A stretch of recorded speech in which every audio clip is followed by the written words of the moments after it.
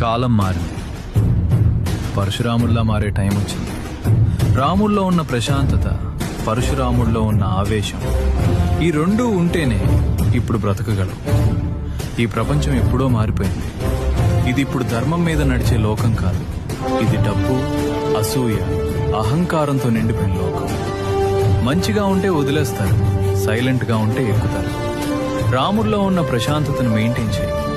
పరశురాముల్లో ఉన్న ఆవేశాన్ని కంట్రోల్లో పెట్టి యూజ్ చేయి.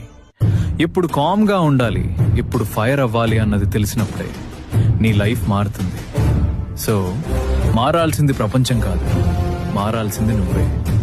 నీ లక్ష్యానికి అడ్డం వచ్చిన వాళ్ళందరికీ నువ్వెవరో చూపించాలి. రాముడిలా ఆలోచించు, పరశురాముడిలా అమలు చేయి.